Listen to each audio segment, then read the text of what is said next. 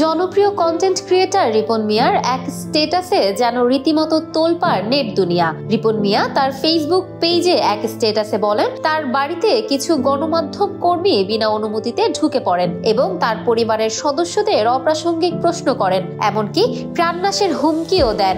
এরপর থেকেই শুরু হয় তার পরিবার সম্পর্কে নানান চমকপ্রদ তথ্য। কয়েকজন গণমাধ্যম কর্মী রিপনের গ্রামের বাড়িতে যান এবং রিপনের মা তাদের সঙ্গে কথা বলেন। এ সময় রিপনের মা জানান, তিনি জনপ্রিয় হয়ে তাদেরকে ভুলে গেছেন, এমনকি ভরণ পোষণও দেন না ঠিক মতন।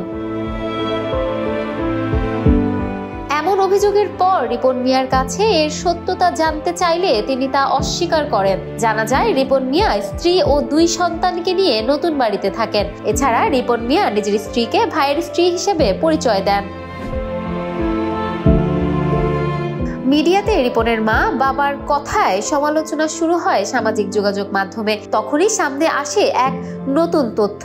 প্রতিবেশীদের কাছ থেকে জানা যায়, রিপনের মা বাবা তার সাফল্য দেখে সহ্য করতে না পেরে এমন সব কথা ছড়িয়েছেন। তারা আরও বলেন, তার মা বাবা তাকে ঘর থেকে বের করে দেওয়ার পর তিনি আলাদা থাকতে শুরু করেন। ভরণ পোষণ দিতে চাইলেও তারা নিজেরাই তা নিতে চান না। তবে তার স্ত্রী ও সন্তানদের ব্যাপারে রিপন মিয়া মিথ্যা বলেছেন। রিপনের এক পোস্টকে ঘিরে বের হয়ে আসা এই সকল নতুন তথ্য বিভ্রান্ত করছে social media ইউজারদের।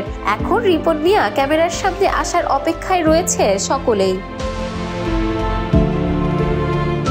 Desk report, campus Times.